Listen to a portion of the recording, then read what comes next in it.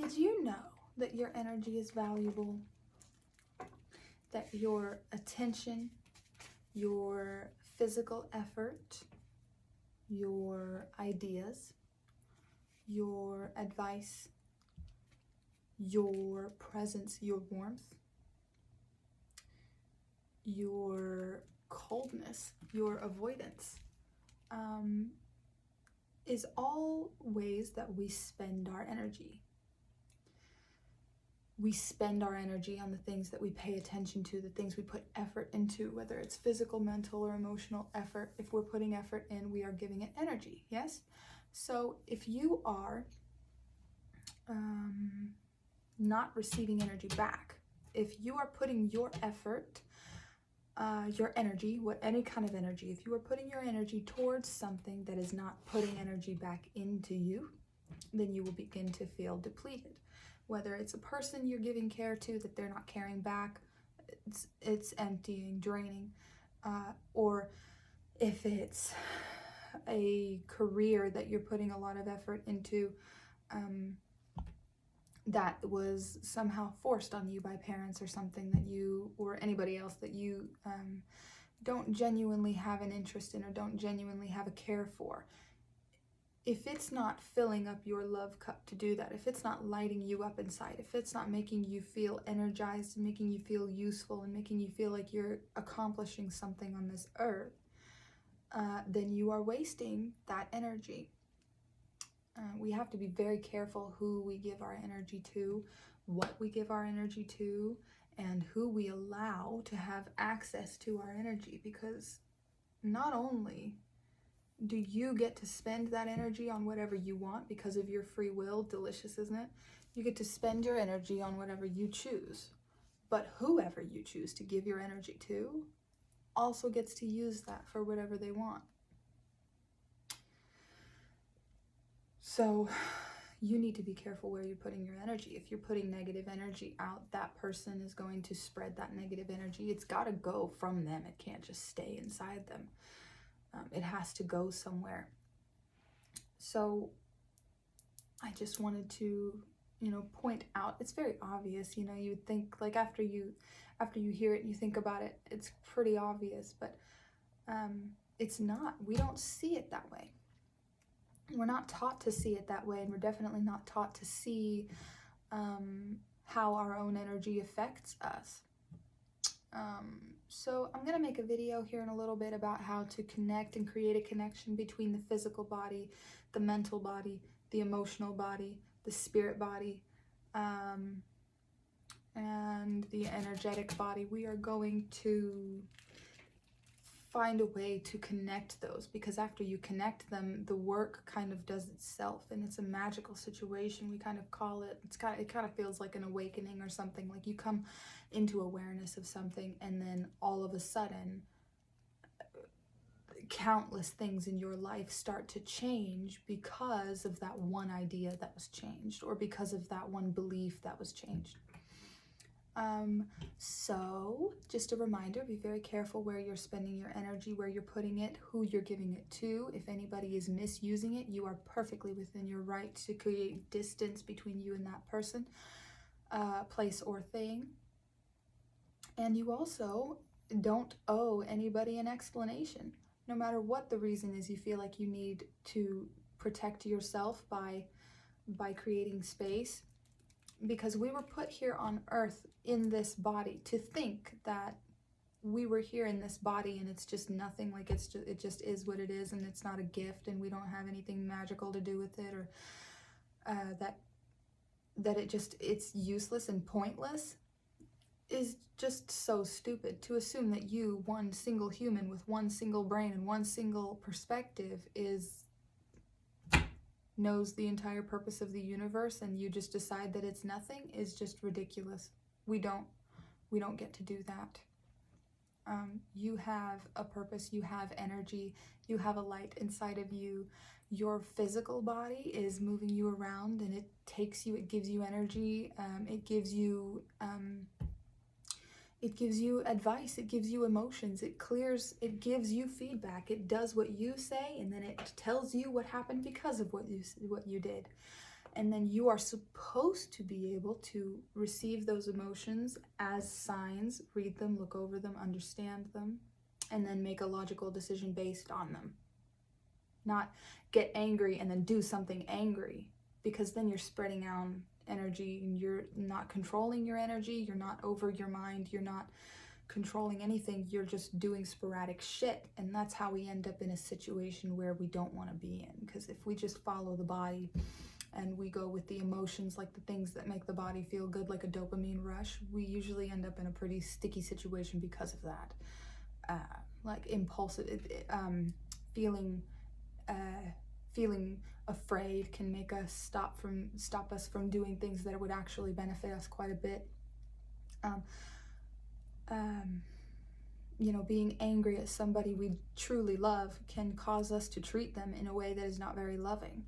And so if we are following the body and following the emotions and not using our logical mind and our spirit to control what is happening, so that we can control what's happening with the body, because we are in control of the body. Nobody can force you to do anything. They can do shitty things to you, but nobody can force you to do anything. Nobody can force you to do anything. It is always your choice.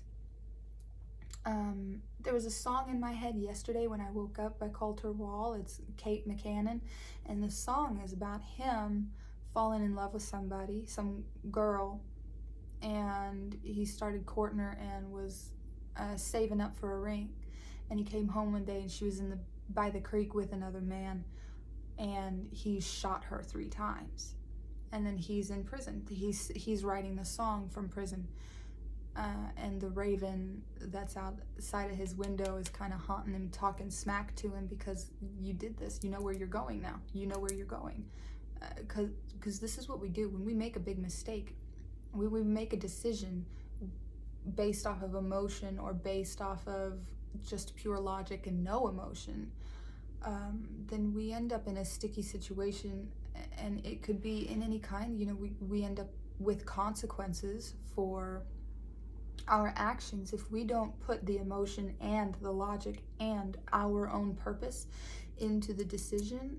Then it is a half-assed decision, and it's probably going to lead us to not such desirable places.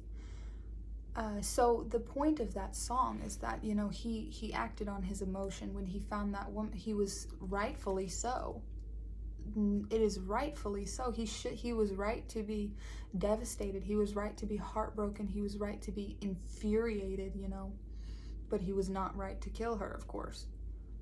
So it's perfectly fine to have the emotion, but it is not okay to act on the emotions. You're not supposed to act on the emotions. That's how you end up in bad situations, and in relationships that aren't good for you, and in jobs that aren't good for you, and in living situations that aren't good for you.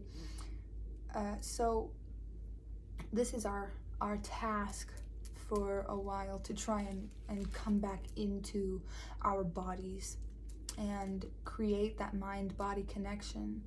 I'm gonna go do some yoga here in just a minute and really allow my mind to just scan my body and see everything that's going into it. Once you start, because you are the one that's in command. You are the one that's in command. Imagine if you are the pilot, your body is the ship, the lights inside, the flashing lights, the warning signs are the emotions. And if you are not paying attention logically to what's outside the ship, if you're not watching and looking logically, you're going to run into something. If you're not watching and paying attention to the flashing lights, the warning signs, hey, this makes us scared, hey, this is not right, hey, this seems weird, if you're not paying attention to those, you'll miss them. And then, you know, you'll run low on this fluid, and this will go awry, and this needs to be attended to, but it wasn't, so now it's a 10 times bigger issue than it was before. That's how we end up in depression. Because your body will tell you over and over and over that you are not supposed to be where you are. And if you don't make the decisions with your logical mind, with your emotions, and with your spirit, then that's how you get lost. That's how we end up in depression, and we end up having creative blocks, which is what depression is. You can't think of a creative way out of it. Depression is when you're trying to think of a way to make your life better, and all you can see is no's. That's what depression is.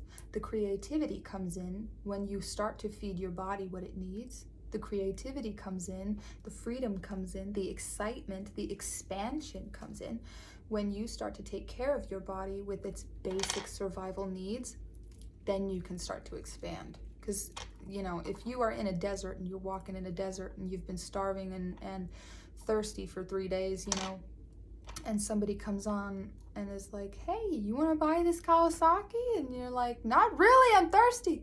You don't really, you're probably going to bite that person, you know, because like you're freaking starving, you're thirsty. You're probably going to try to steal their shit so that you can, you know, but you're definitely not going to be trying to work out a buying deal, or you're not going to be trying to buy something that's going to elevate the quality of your life. I don't know why I said a Kawasaki. I don't even know what that is. I don't ride bikes. I don't ride bikes, and I've only been on one in my life, and it was terrifying. And that's cool.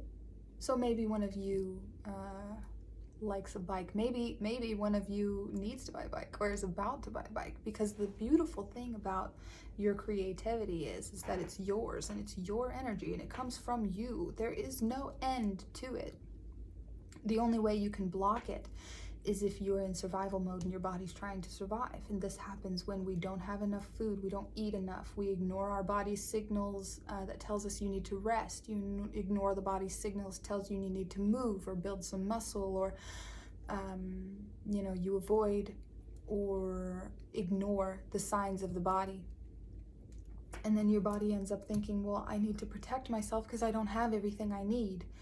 I still have work to do. Imagine before, if you were in a jungle, stranded in a jungle, and you didn't have a shelter, you didn't have water, you didn't have heat. You're gonna have to worry about those 3 things. And once you get those 3 things, then you can start worrying about the rest. Or food probably would be up there too. I don't know, I'm not a survivalist. But the point is, take care of what is necessary in your life, and then you can start to expand. So with the Kawasaki, with the bike thing, you know, a lot of people feel very free when they're on the bikes. A lot of people feel something fucking primal in them when they're with that heavy wind and the going really, really fast. Some people, you know, love to just run. Whatever it is that you love to do, whatever it is that lights you up inside, whatever it is that makes you so excited, and when you know you're gonna do this today, you wake up early just because, and you're just excited because you just can't wait to get it going or get started. That's the type of thing you're supposed to be doing every day. And when you do those types of things as often as you possibly can, because at first it's probably going to take some while. You're only going to have 10 minutes a day or 10 minutes a week even. But you're going to slowly start to understand how good it feels, you know, because we haven't played for a long time. After we become adults, we don't play anymore. It's childish to do childish things. You know, nobody wants to look like a child, but why not? Because you guys are all freaking miserable and it's making me sad to look at you. So get up. Like do some fun stuff, dig, get dirty, play outside, run as fast as you can through the trees, jump, dance, anything you can do that sparks that childlike excitement. Get your imagination going, because when you're playing, your imagination starts to work with you. It gets kicked up somewhere in the middle of playing. You don't even notice it. You're not doing it on purpose. Your imagination gets kicked up in some time when you're playing, and then all of a sudden you start playing in a way that you did when you were a kid, how you just get lost in play and you're like, oh my god, it's been 4 hours, and then, you know, I gotta go get this, you know, and then you go, but you're still excited about it. You're still feeling excited and you're still happy, and then you will notice your creativity and your imagination will start to flourish just like it did when you were little. Your imagination is how you It's not just for play and for fun and imaginary friends. It's for getting you out of sticky situations. You need creativity. If you are broke and you don't know how to make any money, you need to have some creativity flowing. If you don't, you won't be able to come up with any ideas. You'll be blocked.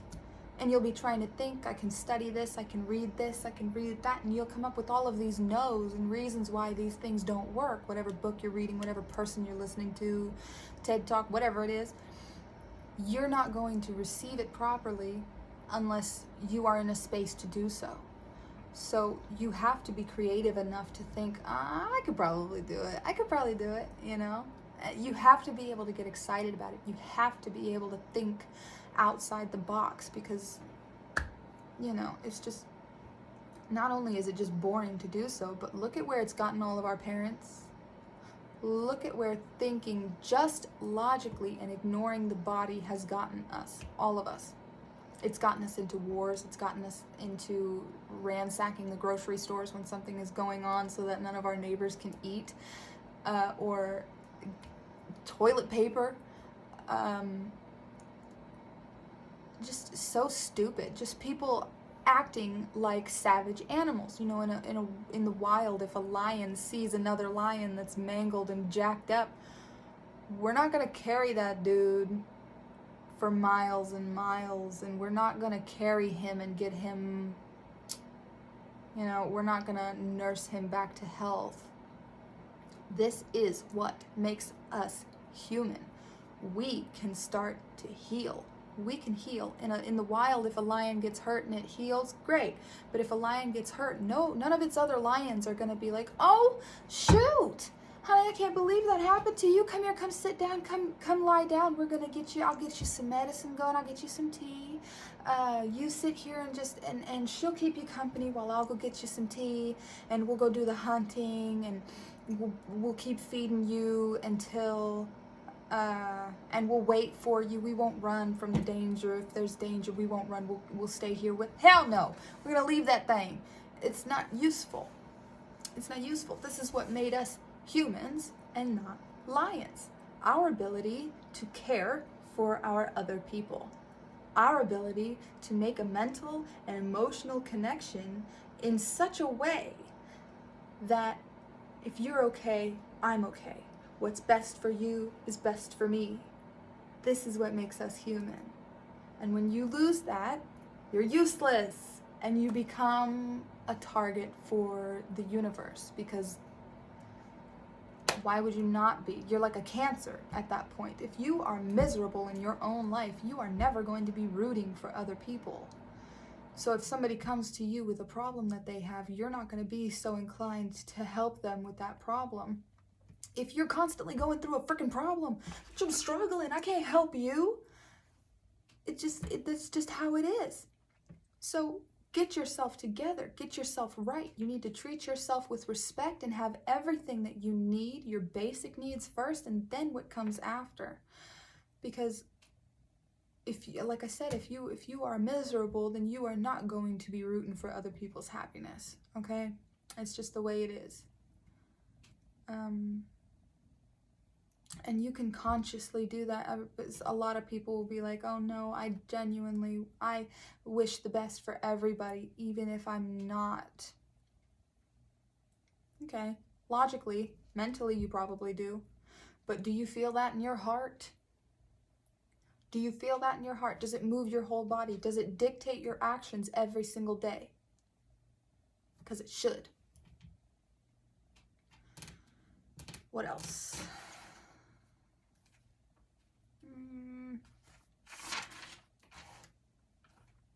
Okay, the body remembers everything you've been through that had a physical effect on you. If you work out for an extended time, your body will remember, and over a short break, your body will remember that over a short break. So when you go back to the gym, you'll start to build that muscle back pretty quick. You won't have to work out for like 6 months in order to make that weight that you were at a month ago. It'll come back pretty quickly. You have muscle memory. You'll remember how to do the sport that you were doing for a long time, even if you've been out for a year. You know, they say you never forget how to ride a bike. It might be a long time since you've ridden a bike, and you might get on there and you might wobble a little bit, but you're gonna pick it up like that because you already know, your body already knows how to do it. So if you pay attention to what your body tells you, your body will steer you in the proper direction. If you're in a toxic relationship or a healthy relationship, sexual or familial connection, your body remembers how you feel in that relationship. So when it's time to find a new one, your body, will find that same type of relationship unless your mental says otherwise. So your body receives orders from you to move, and then when you move, if you hit something, your body sends you back the information that came as a result of what you said to do. So if you said, smoke this crack, your body's going to do it because it's your body and you're in control. You are the God here. So then you smoke crack, and then you have crackhead consequences. I don't know, like you dehydrated or something. Like you end up sick. You end up fucked up because crack is crazy. But you end up jacked up. Your body will tell you everything that's messed up about the crack, right? That's messed up about the body. Hey, because you did that, this hurts, this hurts, this hurts. I'm tired. My body's jacked up. Your muscles, hey, your leg is cramping. And then you end up, you get that information back. You're supposed to be able to receive that information, think about it as a result of what you did, and then apply logic and see how that feels to you. Okay, so I did crack. This is the mental. I did crack. Now my body hurts. Now I'm dehydrated. Now I'm seeing shadows and shit. This all came as a result. This all came after I did the crack, right? So if I stop doing the crack, will I feel better? Look at all the symptoms, look at the situations. You're probably going to feel better. You will logically come to that conclusion very quickly because your body is in tune with it. Quit crack, quit doing it. And then you'll be like, okay. And so you try to quit, and if you're addicted, it's because your body is you are already trying to avoid something that's happening in your body. Because your body, again, sends you signals. If you are not where you're supposed to be in life, if you are not doing what you're supposed to be doing in life, if you are not following your purpose, you will not be lit up. You will be causing issues, you will be feeling terrible, and you will be trying to avoid those terrible feelings. This is why we end up addicted. So if you are trying to avoid something that you know you're supposed to be changing, and if you ask yourself, you will. If you ask yourself, what can I stop today that will make my life better in the future? You know exactly. It will come to you immediately. You will know exactly what it is you need to quit. And if you choose not to, then you will go further and farther into that turmoil.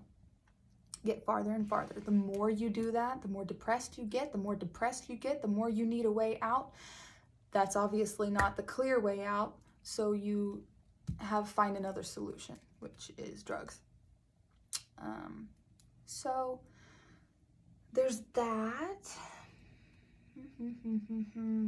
Because unless your mental says otherwise, because your body is the ship, your emotions are the lights inside, you are the pilot, and your body responds to you and reports back. If you have a weak connection between you, your pilot, your crew, your spirit team, and the wiring, the electrical body, the flashing lights, the emotional body, then you have a sinking ship, distress or depression. Your body helps you keep going. It is to be trusted and to be respected, period. It will tell you if you've done too much and when you need to do more. It will tell you what feels pleasurable and safe, exciting, what feels offensive, dangerous, and scary. It takes orders from you through action, what you cause it to feel. Your body loves you and will do anything you say always until you leave here. So knowing that your body will do anything, think about how badly we want somebody in our lives, how badly we want somebody in our lives that'll do anything we say, take care of us, carry us, hold us when we feel sick, heal us when we feel sick. That's your body. Your body does all of that for you. And if you are disrespecting it, why would I take care of you if you're going to be disrespectful? So of course you're going to get distress and depression and all kinds of issues. We're just so out of touch with our spirits, and I'm coming back into connection with mine, and I'm looking at the way that things used to be and the way I used to live and the way it's pissing me off. The stuff that I used to deal with and the stuff that used to be normal and okay. That was never normal and never okay, but I thought it was because of my own perspective, because that's what I was raised in. That's crazy. I'm so glad those horrible, horrible things happened so that I would be forced to wake up, because people change when they see enough that they're inspired to, when they have enough that they are able to, and when they are hurt enough that they are forced to. So I'm glad all of those things happened. Your body will do anything and everything that you say always until you leave here. Imagine somebody loving you that much. Imagine something loving you that much. Oh, that's so wonderful. It would love you that much. And it really does. If you take care of it, it will take care of you. There is nothing else. Money. If you take care of money, money will take care of you. If you take care of a person, they might not take care of you. And if you are giving your energy to something that is not going to take care of you back or give you the energy back, then you're going to be in a sticky situation. You're going to be hurting. You're going to feel lost. You're going to be wishing that something was different, not even realizing that you are the thing that changes it. Wishing and praying for a difference, not realizing that you are the one that makes the difference. You don't pray for it, you don't ask for it, you do, but you don't pray for it and ask for it, just that. You do it. You do it. You see it differently. Okay.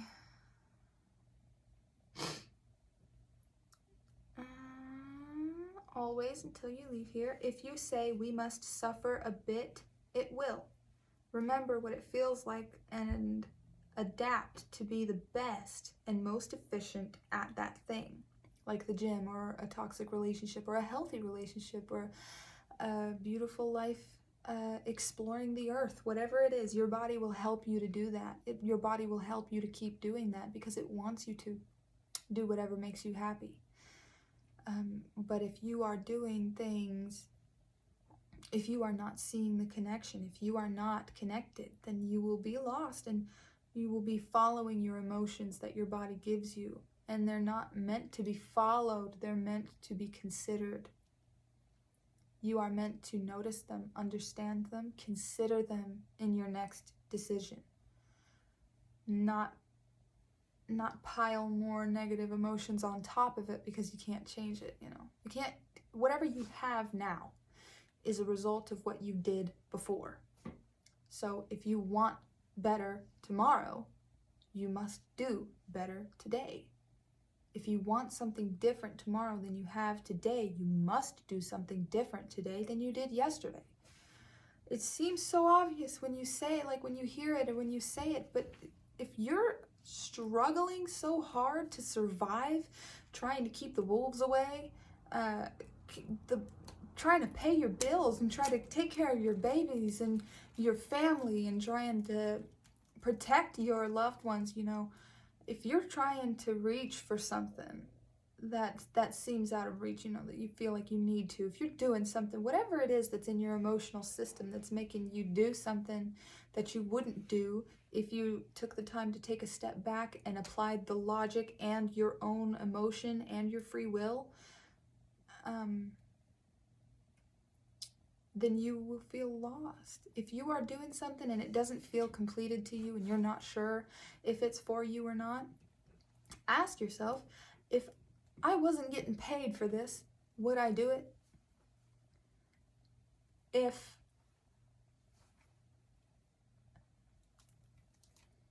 my mama didn't guilt trip me, would I be doing this? If I wasn't trying to avoid being bored, would I be doing this? If I wasn't feeling lonely today, would I be doing this? So that can go with absolutely anything. Just ask, because you're so clever. Your body is so clever. It's not doing anything to hurt you. In fact, quite the opposite. It is trying to help you. Your body loves you and will do anything you say always until you leave here. I love that so much. The minute I understood that and I heard that and I really wrote that down, I was like, wow, I've never been loved that much. Not since being here on earth this time. I have not been loved like that ever. Wow. Remember what it feels like and adapt to be the best and most efficient at that. So whether it's, no matter what it is you're trying to do, your body will get better at that thing the more you do it. Which is why if you are in a toxic relationship and you are trying your hardest, if you are in a toxic relationship, your body remembers the ups and downs. It remembers the emotions and the triggers, and it remembers the good and the bad feelings. Whether you remember them logically or not, your body still remembers them. And so when you are trying to get out of a toxic relationship, you might be thinking logically, oh, this is dangerous. I don't like this. I don't want this. I don't want that. I don't want this. But if your body is fearful or full of fear that you haven't processed, then it will stifle your creativity. It will block you from thinking that you can. It will stop you from taking steps forward that would beautifully affect your life. It will keep you there because your body experiences these ups and downs and ups and downs and ups and downs, and it calls shots from the mental. So if you genuinely believe that this is what you deserve, then your mental is constantly telling your physical to continue that. If your physical is continuing that, it is constantly reporting back to you the emotions. If you're not understanding the emotions and what they're trying to tell you to do or where they're coming from, then you can misconstrue them. You can act on them instead of considering them in your actions. You can act on the emotions, and that will lead you farther and farther and farther into the toxicity.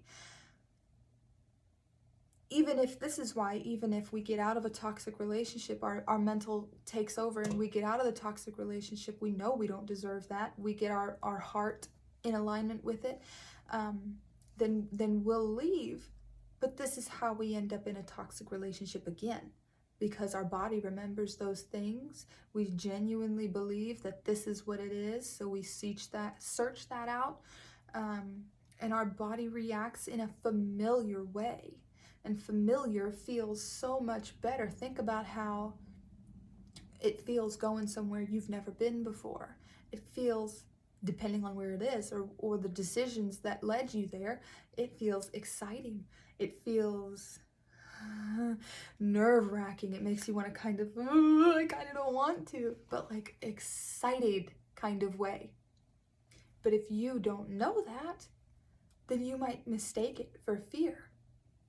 And so, or you might mistake it for an overload in your system, because if you're holding too much, if your physical body, your emotional body is holding too much already, then when it gets that excited feeling of going somewhere new you've never been before, somewhere exciting, expanding, it can stop you from doing it because it's already so scared. It's already holding on to so much fear. If I'm carrying all of this and then you try to hand me some more stuff, you know, if I'm holding all of this and my hands are full, and then somebody else comes by and tries to hand me some more shit, I might try to catch it. But I'm probably going to drop it and it might break. So this is why God will not send you, creator, whoever you want to call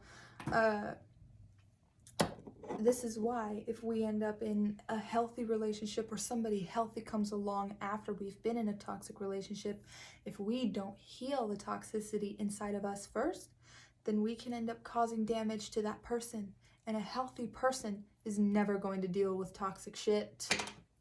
A healthy person will not deal with unhealthy people because we understand how freaking long it took. I worked hard to get out of that pit. I'm not going back for none of you. I worked hard to get out of that depressive pit. I'm not going back. I'm not reaching back into that dark well to try and pull you out when you keep yanking on my arm. If you're trying to give advice to somebody and they're not taking it and they're not accepting it, they don't care about it, stop giving them advice. Don't get mad at them for not taking it. Maybe they're doing their best just like you are. Stop giving them that energy and then they can't waste it. Stop giving them that energy and then they can't, you know, take it and spit on you. Or give that advice.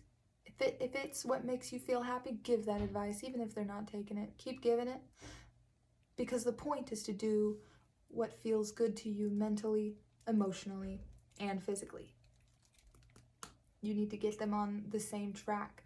I'm going to do a yoga session over here and just kind of sit on the floor and move my body for a little bit. Feel anything that feels uncomfortable, anything that feels tight, anything that feels like it might have some tension left in it. And I go so slow when I'm doing it because you would be shocked how much emotions get trapped in your body. Your body remembers them quite vividly. Whatever you have experienced in your life that your body had a physical reaction to, you know, when something exciting happens, physical reaction, you get all of this in your brain, you get all of this in your shoulders, in your back, your spine gets tingly, you're excited, you know, that's a physical reaction. Your body remembers that. If you have the opposite experiences, your body remembers those too. So when you go and you flex those muscles that have that memory in it, say sadness gets trapped in your hips a lot, makes you want to kind of hunch over, makes your spine weak, makes you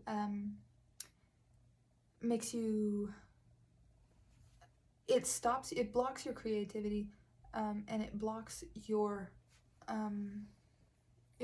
energetic flow. So when you have an energy blockage, your physical body will experience that as tension or some sort of sensation. So when you're moving your body very slowly, you're observing the sensation, you're feeling it, and then once you get better and better at it, you start to do it even slower, and you start to actually feel the emotions rise up. You will, even if it's not purposefully somatic healing or somatic release or whatever, just moving your body in any way can end up releasing. So if you've ever been stretching, like stretching really hard, stretching especially the hips, and then you start crying, like you have that like feeling in your chest that you're about to cry, it's because we hold a lot of sadness and a lot of grief in our hips, especially women, and men tend to hold stress and anxiety, things like that, more in their shoulders. So have some love and some patience for your body. When you have something rising up, an emotion or some sort coming up in you, instead of doing something immediately to try to soothe it, like anything that you try to do to try and soothe a negative emotion will have negative consequences. Whether it's doing drugs, which is clearly negative consequences, or whether it's shopping, which is clearly negative effects. If you are constantly shopping in order to soothe negative feelings, you can guarantee for sure, baby, that the rest of your life you're gonna have periods where you're gonna have negative emotions. So if the only thing you know how to do is shop during those times, there is a good chance that you could end up broke at some point. And we don't want to do that. So,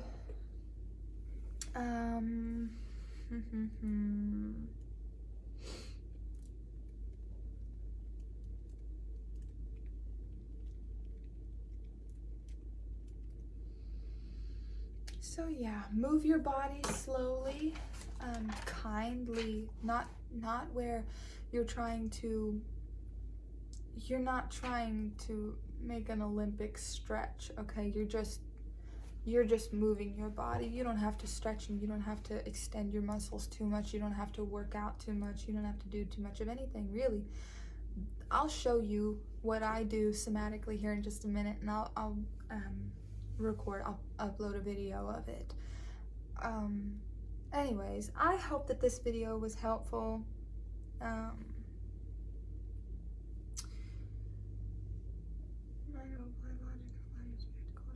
Yeah, so that's it. I think that's all I have for you right now.